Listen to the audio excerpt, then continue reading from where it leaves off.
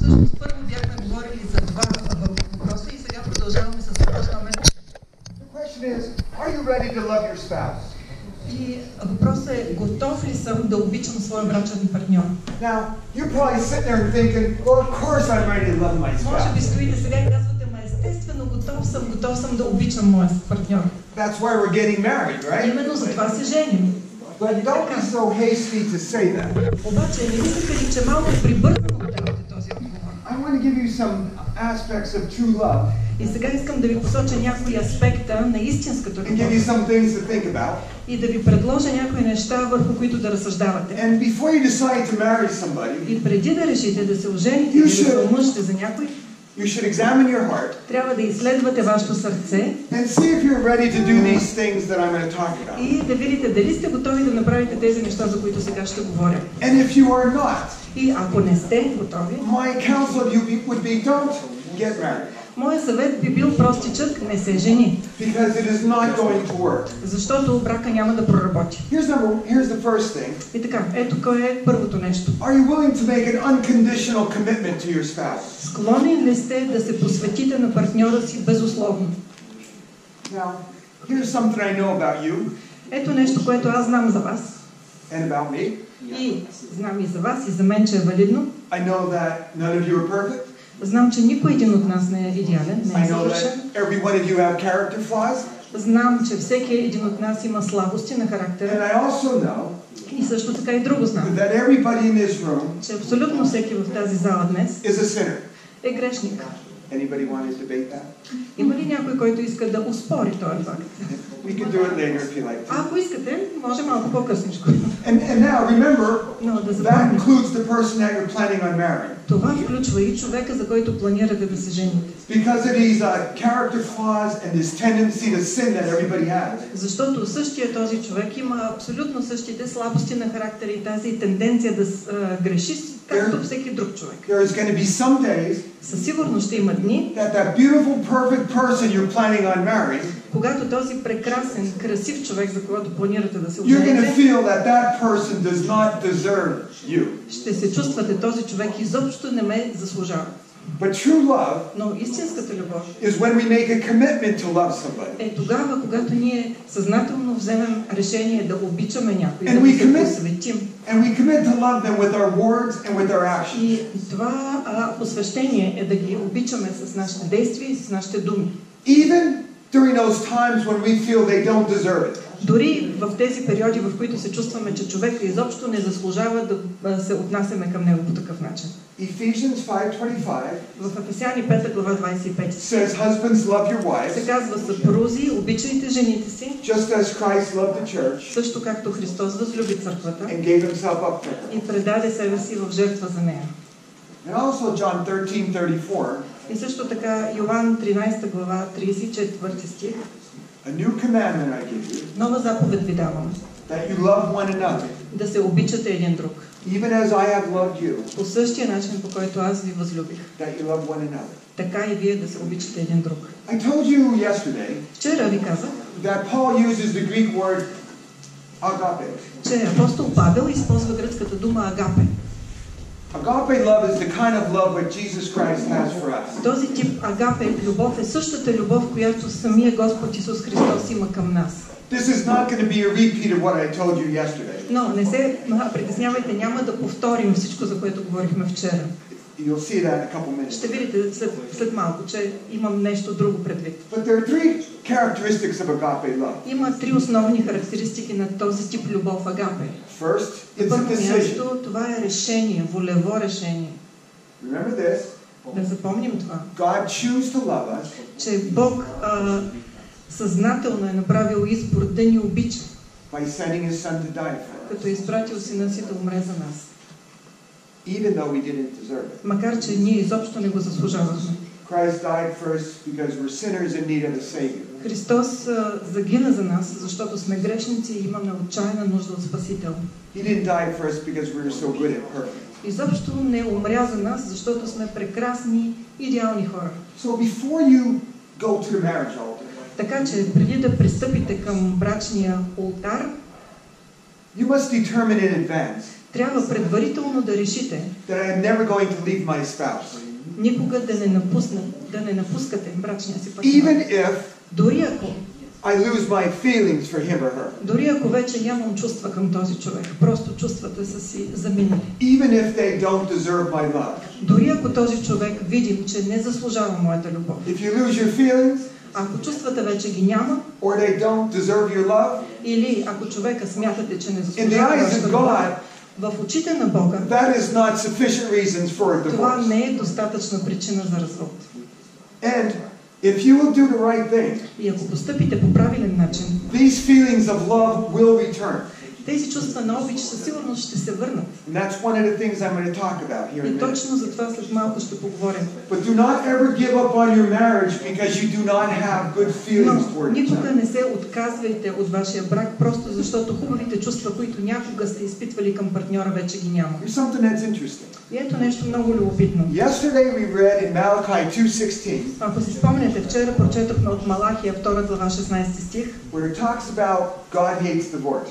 Там се казва, Господ мрази развод, Бог мрази напускане. In at least two passages in the Bible, В поне два пасажа от Библията, men are told, на мъжете им е казано, and listen men, и слушайте вие, които сте мъже, на нас ни е казано, that if we don't treat our wives in a proper fashion, че ако не се отнасяме към съпругите си по подходящ правилен начин, God will not answer our prayers. Господ няма да отговори на молитвите ни.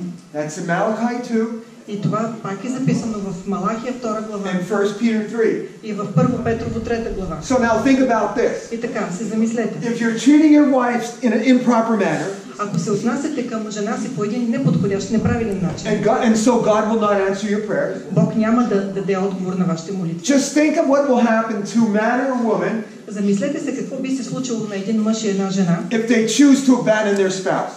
ако вземат решение да изоставят своя брачен партньор. Now I am fully aware Напълно съм наясно, that every sickness is not caused by sin. че не всяка болест се поражда от грях, е причинена от грях. But I am also fully aware Обаче същевременно напълно съм уверен, that if I was to do something really че stupid, ако аз реша да извърша нещо глупаво като постъпка, like commit adultery, като да кажем да извърша прелюбодейство or leave my wife, или да напусна жена си, I can expect that God is going to strike me in some fashion. мога със сигурност да очаквам, че Господ ще ме порази по някакъв начин. It could be health. Може да засегне здравето ми. It could be something that will happen to my children. Или може да е нещо, което би се случило на моите деца. When we do something extremely foolish that God tells us don't do, Когато ние вършим нещо изключително глупаво, а Господ изрично ни е казал да не го правим това we can нещо, expect consequences. можем да очакваме последици. If this is a God, He promised, if there is a God, Ако има Бог, ако Бог съществува, and there is, а Той then съществува, we have to believe His word. трябва да вярваме на това, което And ни He казва. clearly tells us that He will discipline us. А в Словото му ясно се казва, че Той ще ни накаже или в други преводи възпита, дисциплинира. You never know what consequences you're going to set off Никога не знаете какви последствия ви очакват. if you were to do something that foolish as to cheat on your spouse. Ако извършите нещо толкова глупово, като това да изневерите на партньора си. Now, most marriages will go through dry times. Със сигурност повечето бракове ще минат през периоди, така наречените сухи периоди. There will be times when your spouse is going to hurt your feelings.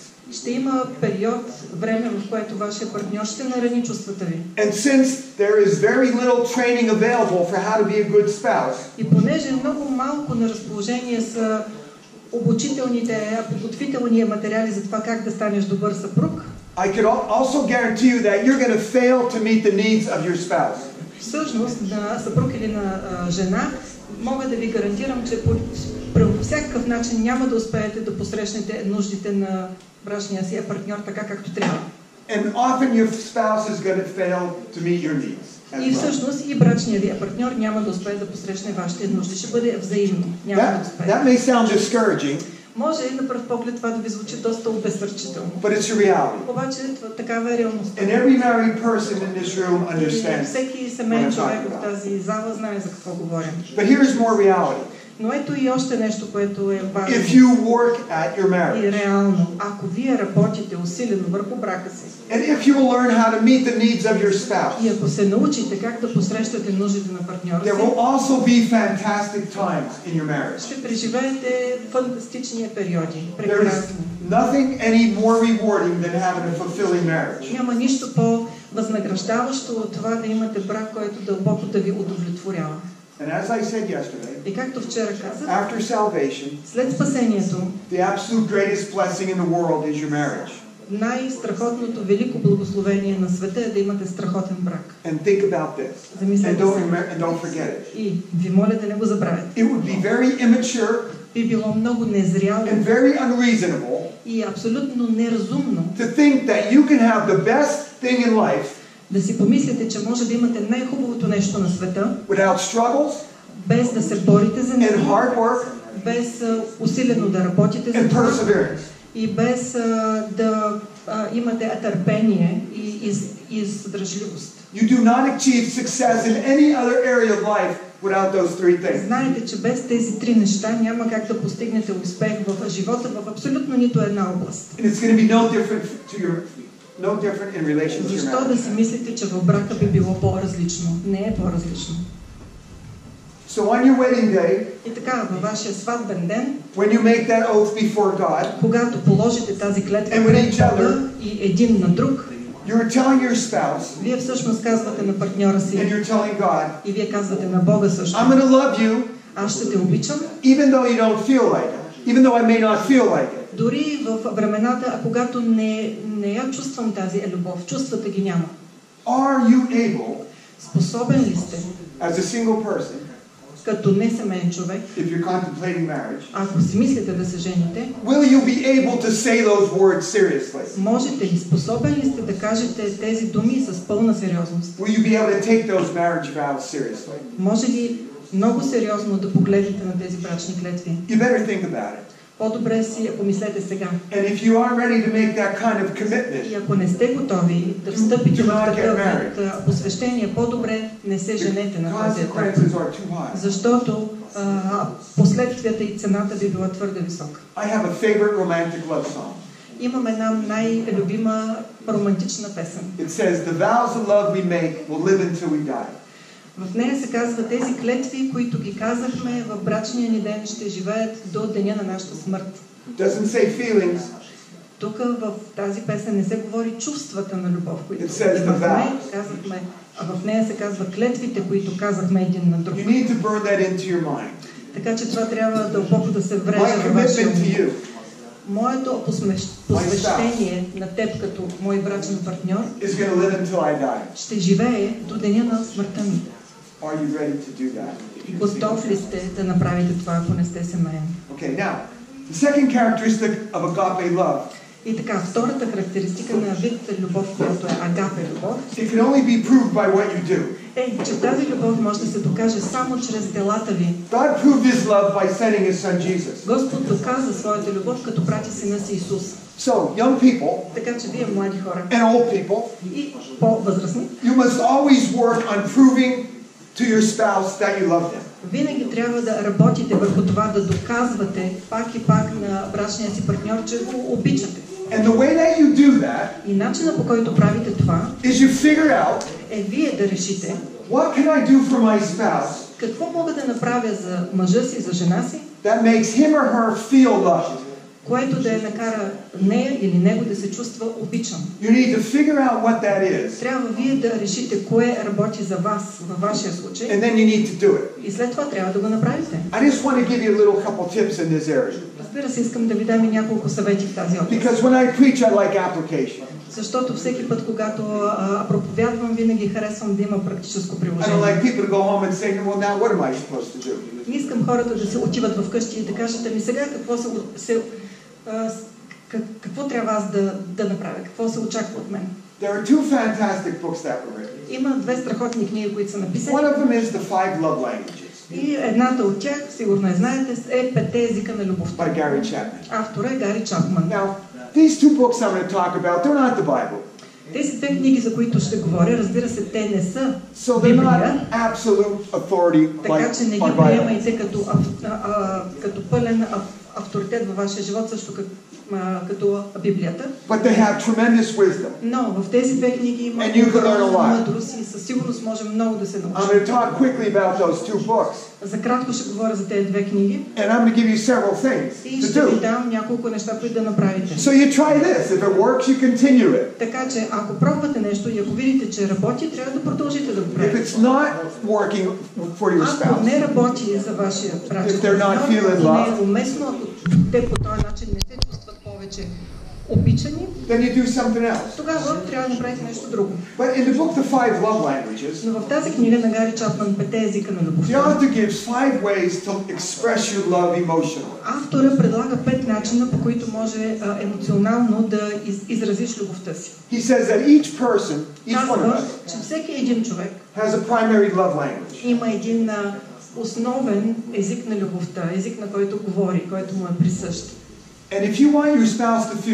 И ако искате вашия мъж или жена да се чувства обичан от вас, трябва да се научите как да говорите на неговия или на нейния първи език на любовта.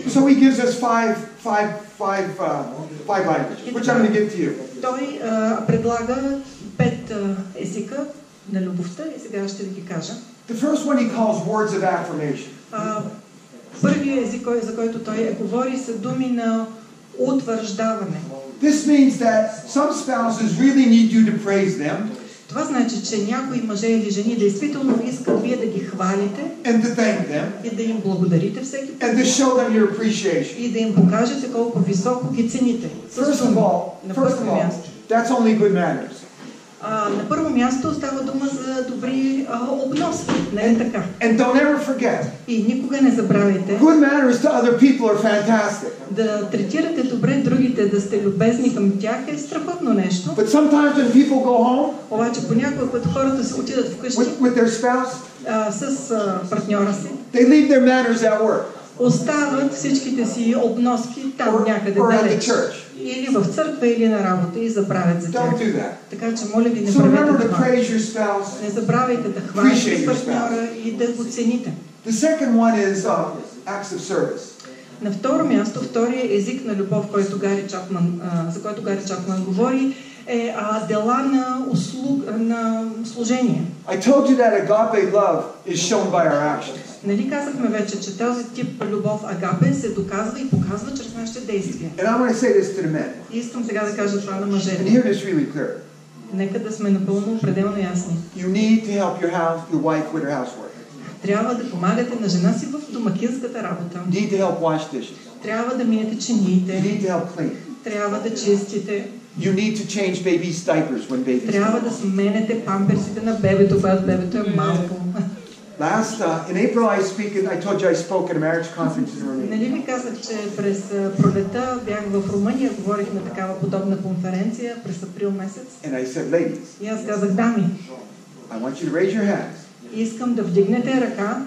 When do you feel more loved? Кога се чувствате по-обичани? When your husband gives you a bouquet of flowers? Когато мъжът ви подари букет цветя? Or when your husband helps wash the dishes? Или когато съпруга ви е там на мивката и мие чиниите? Every lady but one.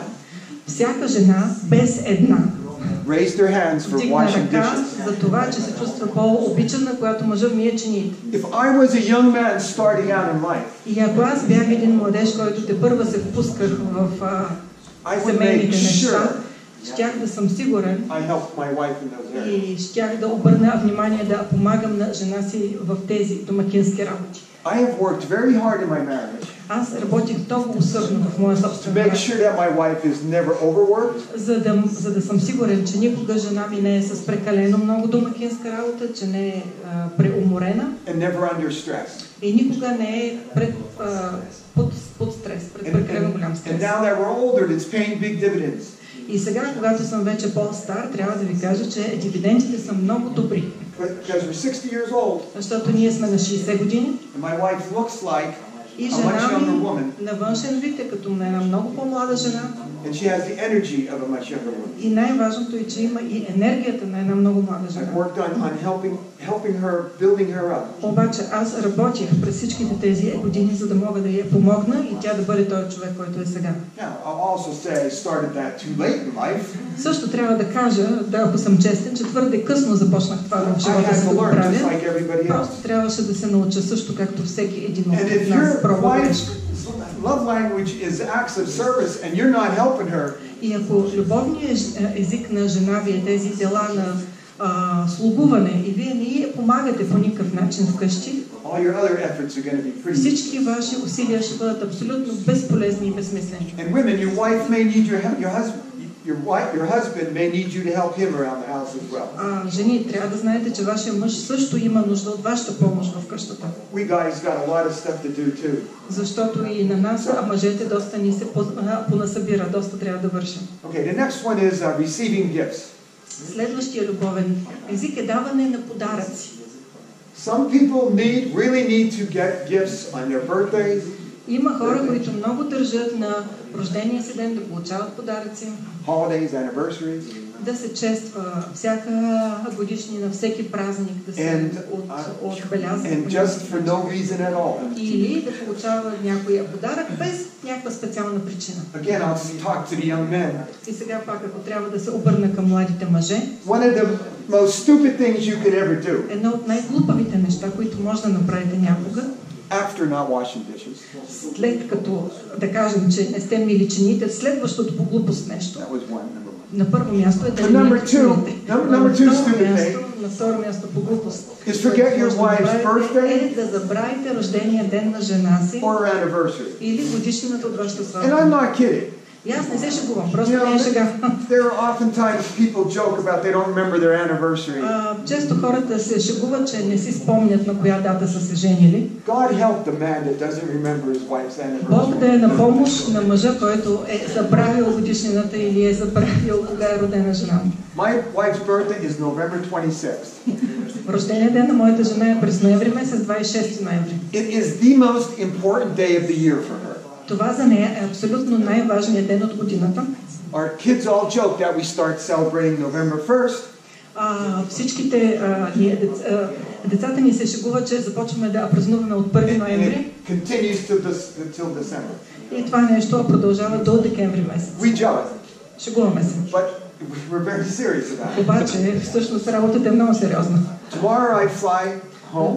Утре ще летя за вкъщи. I have to stay in Vienna overnight. Обаче ми се налага, разбира се, заради полетите да пренощувам във Виена. So I figure I'm going to get to Vienna about 2 o'clock. Така че си мисля, че в Виена вероятно ще съм около 2 часа. Time to check into my hotel. Времето, в което трябва да се регистрирам в хотела. I know it's a half-hour train ride to Center City, Vienna. И знам, че имам нужда от половин час пътуване с влак, за да стигна до центъра на Виена. И аз вече съм решил в кой магазин за бижута ще отида. Всичко съм го планирал. Планирал съм и съм позаделил в графика 2,5 часа за шопингуване, защото този магазин приключва работа в 6 часа. Така че ще бъда човек, мъж на мисия. Няма да се върна вкъщи по никакъв начин, без да съм купил добър подарък за жена си. Следващия. Някои хора говорят на любовния език качествено време. През този уикенд доста неща казахме за качественото време. Трябва да предоставите на вашия мъж, на вашата жена неразделено внимание. Когато те ви говорят, свалете си телефона, не цъкайте в него. Даже и вчера казах, ако трябва във вашия график на календара, си заделете специална дата, в която да бъдете заедно, да правите неща заедно. Абсолютно от критично значение за тези неща. И последният любовен език е физическо докосване. This could include putting your hand on your mate's shoulder. И това значи просто да сложиш ръка на рамото на вашия мъж или жена, или да я държите за ръка, докато се разхождате по улицата. Kissing. Да се целувате, разбира се, да се прегръщате. Do not starve your mate in these areas. Ако този е любовният език на вашия партньор, не го лишавайте, така че той да се чувства гладен до смърт, без да получава тези ласки. And of course it includes sexual intercourse as well. Разбира се, това включва и секс. It's funny. About 10 years ago. Смешно е, около преди 10 години. We had about 6 couples that would meet together. Обикновено имаше 6 семейства, които се събирахме заедно. And we would it was a Bible study. Бяхме се събрали на изучаване на Библията. But we would also read different books that would be helpful to our marriages. Обаче също така, заедно с библейските изучавания, четяхме различни книги, които са полезни за брака и обикновено ги обсъждахме тези книги. И една от тези книги беше тези 5 езика на любовта за брака. И се питахме, кой мислиш, че е твой любовен език? Ти какво мислиш? Ти. There's 5 guys or 6 guys sitting there and their wives are sitting next to them. 5-6 мъже, нали, които стоят там и до тях техните жени. Wives want to know, what can I do to make my man feel loved? И жените искат да знаят какво мога да направя, така че моят мъж да се чувства обичан. What do you think every man said their love language was? Какво си мислите, че всеки мъж е казал? Кой е бил неговия любовен език? It's physical touch. Естествено, физическо докосване. Now, I'm sure it wasn't. Сигурен съм, че не е бил този техния любовен език. But every man does appreciate physical touch. Обаче за всеки един мъж е много важно жена му да го докосва физически. Okay, the second book, if you ever get a chance to read it. И така, втората книга, ако изобщо имате шанс да я прочетете, extremely fantastic. Е страхотна книга. You could Google some of these if you could read English. Ако може да я прочетете на английски, аз не знам за коя говоря, не знам дали има превод, но на Гаджак Маним. And if you can't get the book, you could look at a lot of this stuff on the internet by these authors. Но ако не можете да намерите точно тази книга, за която сега ще кажа, може би пък може да видите за автора и да прочетете други неща от съответния автор. The next book is His Needs, Her Needs. Да, другата книга е Нейните нужди, неговите нужди. The author is Will Harley. Will Harley, всъщност, не съм сигурна дали има. But he did a tremendous amount of research. Но той е правил страшно много проучвания. And he came up with the top 5 emotional needs of a man. И той е посочил кои са тези 5 най-големи, най-първи емоционални нужди на мъжа. And the top 5 of a woman. И кои са тези 5 емоционални нужди на жената. Първо, трябва да кажа, they are often very different. Че често са твърде различни. And the thing is, you may feel emotionally loved one way. Всъщност може да се чувствате емоционално обичан по един начин. Doesn't mean your wife will feel loved the same way. Това не означава, че жена ви ще се чувства по този начин, ако ви я третирате така. So you have to figure out what her needs are. Така че трябва сигурно да разберете какви са нейните нужди специфични. I'm just going to give you the top 2 in both categories. И сега само ще посоча кои са първите две, на първите две места и в двете категории мъже и жени.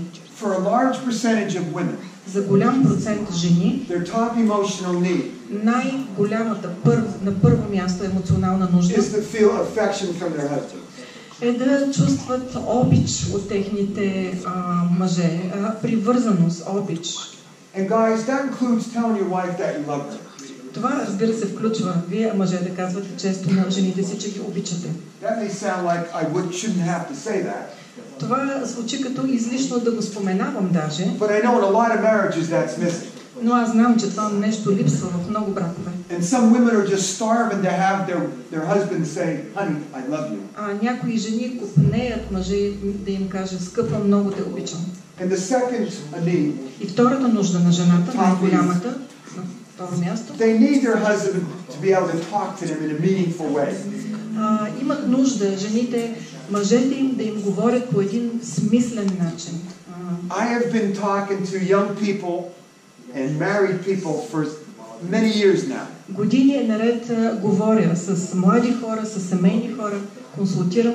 One of the main things I hear over and over and over from women, married women. Едно от най-основните неща, които отново и отново чувам, основно от жени. My husband will not talk to me in a meaningful way.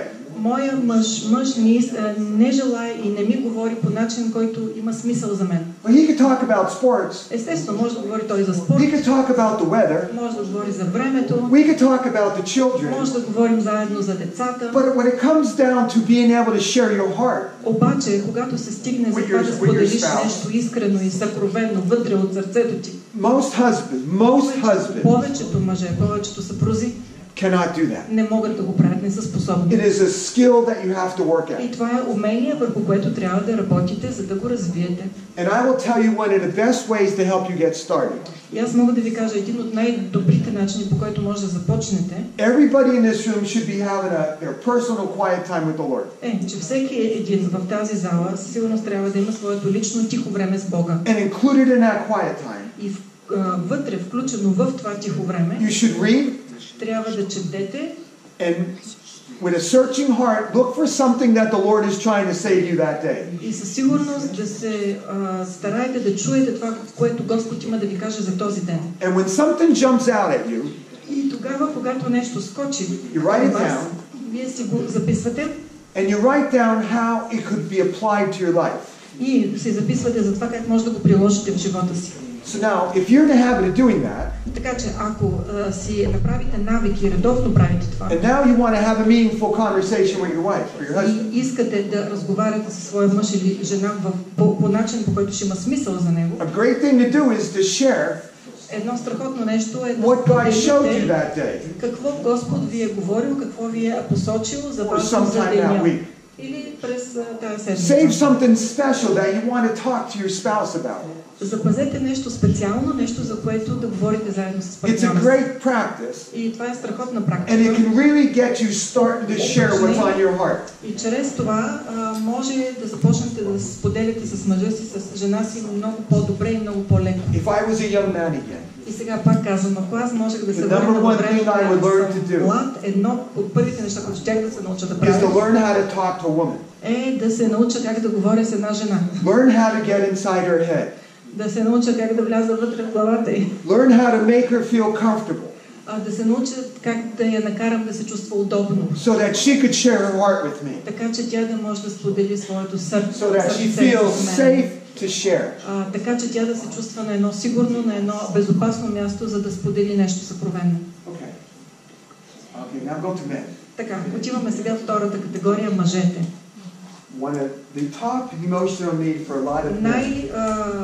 Първата най-основна и главна емоционална нужда на мъжа is sexual fulfillment. Е сексуално удовлетворение. I would like to talk more about that, but we don't have the time tonight. Много ми се иска да поговорим повече за това, но нямаме много време тази вечер. Let me just say this. И нека да кажа само следното. I can't let it go without saying something. Няма как да си замина без да кажа нещичко по темата. Ladies, for men, ladies, let's say ladies. Нека да кажем първо жени. I just got done telling the men that one of the number one things they do is to learn how to talk to you.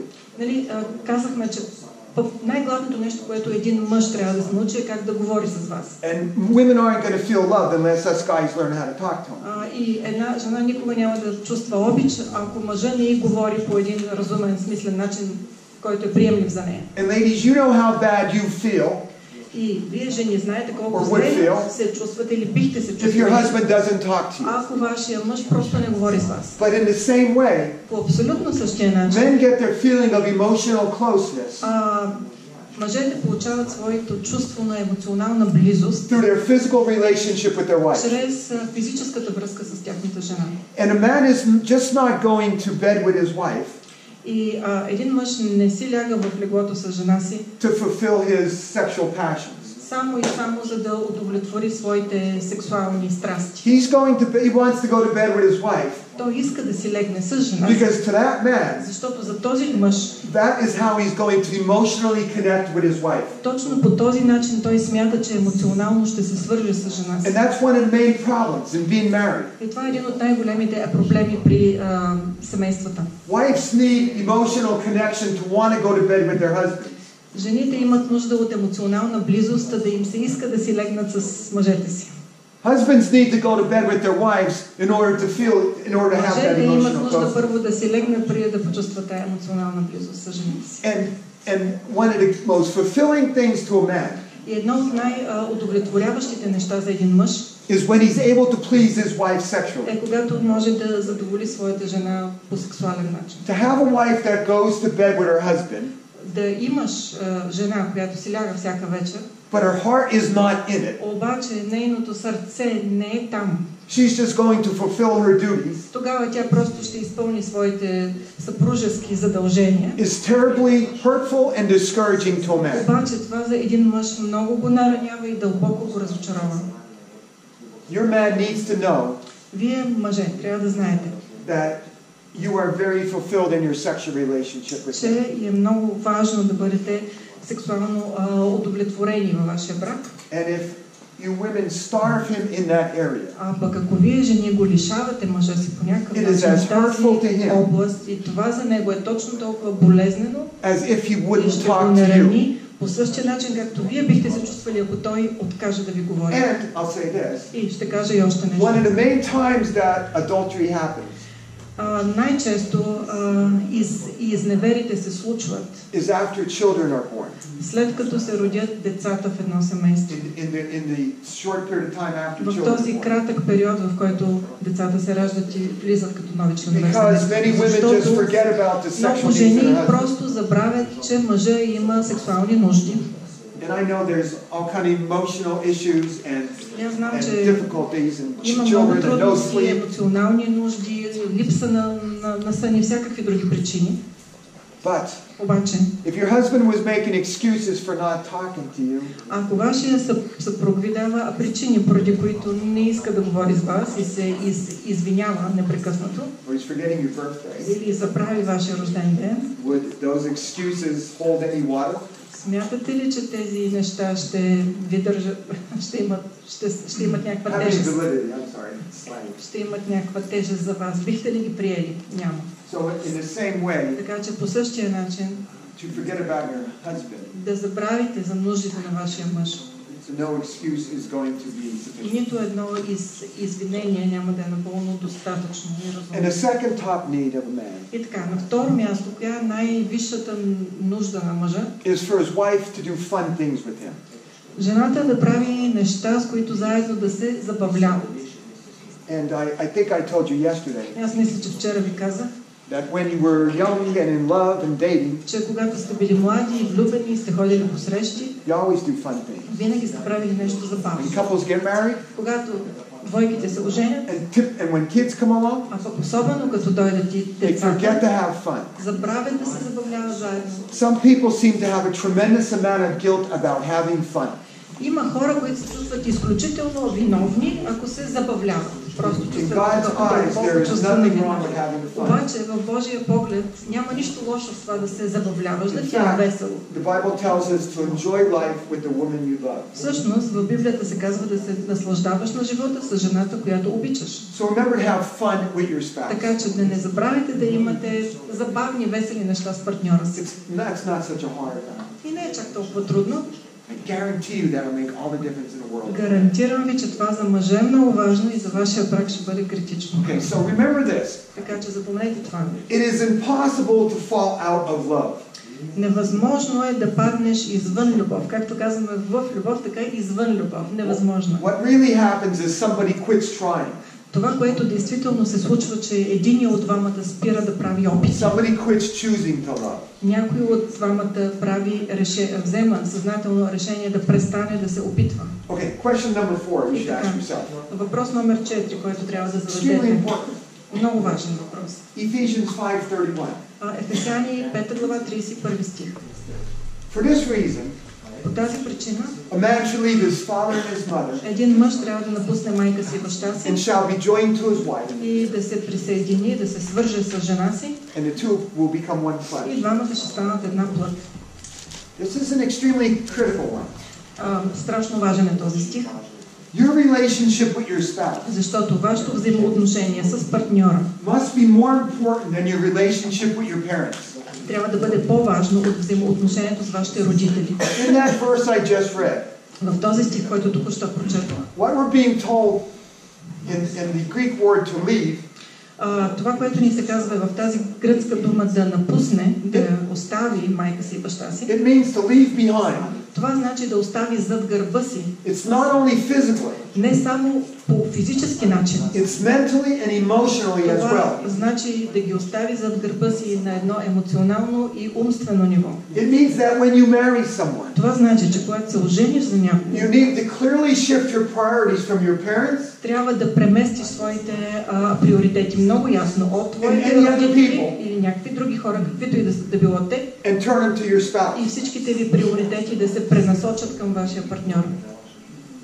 Now, this doesn't only. Now, I'll say this. Така, и още нещо трябва да кажа. If you have a controlling parent, ако имате един много доминиращ родител, it's a good idea to try to move far away.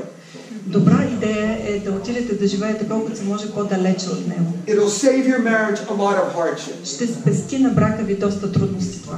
But this command to leave, но тази заповед да напусне, да остави родителите си, не е просто физически. It's more mentally and emotionally. По-скоро е на емоционално ниво и в ума си да решите да ги оставите зад гърба си. There's nothing wrong with talking and visiting your parents. Няма нищо лошо в това да посещавате, да говорите, да се обаждате на своите родители. But the feelings, но чувствата, the opinions, мненията and the desires of your parents и желанията на вашите родители can no longer be as important as the feelings of your spouse. Вече не би трябвало да са точно толкова важни, колкото сега следва да са желанията на вашия партньор. And if you're not careful to do that, и ако не сте внимателни и пропуснете да направите това, your relationship with your parents is going to come between you and your spouse. Тогава взаимоотношението, връзката вашата с вашите родители ще влезе като клин между вас и между мъжа ви, между жена ви. You must not let your parents control your marriage. Не трябва да допускате вашите родители да контролират брака ви. You cannot make decisions. Не може да вземате решения. Schedule your activities. Да планирате какво ще правите. Decide how to raise your children. Да решите как ще отглеждате и възпитавате своите деца. Based on what your parents want for you and expect from you. Въз основа на това, което вашите родители искат от вас или очакват от вас. Leaving your parents да оставиш своите родители means that you need to abandon their expectations for you. Означава да изоставиш вашите очаквания спрямо теб. You now must make decisions with your spouse in mind. Сега вече пак трябва да вземаш решения, но тези решения трябва да са взети, имайки предвид вашия партньор. Not your parents. Не това, което искат вашите родители. I want to give you 6 keys that will help to keep clear boundaries with your parents. И сега мога да ви предложа 6 ключови неща, които да ви помогнат границите между вас и вашите родители да са доста ясни. Number 1. На първо място. Prioritize your relationship. Prioritize your future spouse over your parents. Поставете приоритет.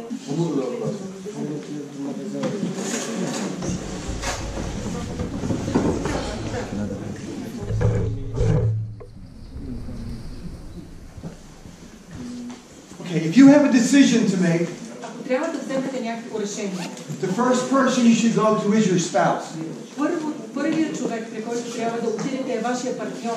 Not your mom or your dad. И не е да отидете при мама или при тата. If you're having struggles, ако имате нещо, с което се борите, talk to your spouse first. Трябва на първо място да говорите с мъжа, с жената, не с майката и с бащата. And that brings up number 2. И това ни води до второто нещо. When you do have a conflict, когато има реален конфликт, don't run home when you have a problem.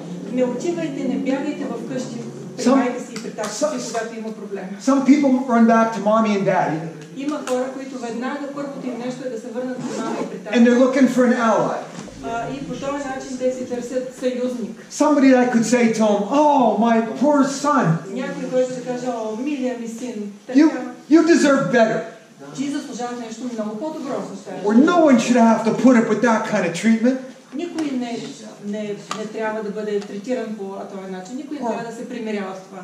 Honey, it's not your fault. Или пък миличко, изобщо не е твоя вината. That is the exact opposite of what you want to do. Всъщност, точно това не би трябвало да се прави. You don't want to hear that garbage. Не трябва да се слуша целият този буклук. So you don't run home to mom and dad. Не трябва да се бяга looking for someone to support you. Само да се опитате да намерите You sit down да ви подкрепи това, което трябва да се прави, да се by yourself. Седне сам, pray about it. Да се помолите за това, search your heart. Да изследвате вашето сърце. And talk to your spouse. И да говорите с партньора. Along with that, заедно с това, never ever никога, ама никога complain to your parents about your spouse. Не се оплаквайте на родителите относно мъжа, жена. Because what you're doing is you're giving your parents ammunition to attack your spouse. Защото това, което правите всъщност е да връчвате амуниции в ръцете на родителите ви, нещо, което със сигурност ще стреля директно спрямо тях в правилния и неподходящия момент. Number 3. И на трето място. Never compare the strengths of your parents. Никога не сравнявайте силните страни на вашите родители. To your wife. I mean, yeah, to your spouse. С тези на вашия партньор. Wife makes you a fantastic meal. Защото да кажем, your wife or your mom? If your wife makes you a fantastic meal. Ако да кажем, жена ви сготви нещо страшно вкусно. And you make a comment. И вие правите коментар. This is good. Това е много хубаво. But nobody makes meat like my mother. Обаче никой не може да сготви месото така, както мама го готви. You just destroyed your wife. Просто по този начин направо я сривате жената. And then a couple years down the road, you could be wondering why your wife never cooks for you. И след няколко години ще се чудите защо жена ви е спряла да ви готви изобщо. Or if your car breaks down. Или ако колата се щупи. Your husband can't figure out how to do it. И мъжът няма как да я ремонтира, чуди се, не може човека да я In fact, he hardly knows how to put a seatbelt on. Даже му е трудно да си сложи и колана. But your father was able to fix anything. Обаче баща ви е бил такъв човек, който е много сръчен и всичко е можел да ремонтира. And if you say something like, "Wow, my father would have no problem with that," Вие ако кажете, татко, ако беше тук, веднага ще е you've just totally destroyed your husband. Кажете ли това нещо, колко And number 4. четвърто място. Be careful that your parents aren't influencing your decisions. Внимавайте много вашите родители да не влияят върху решенията ви. If you ever catch yourself saying these 3 statements I'm going to give you, Ако се хванете някога да казвате едно от тези 3 неща, които сега ще предложа, you fall into the trap. вие всъщност вече сте паднали в този капан.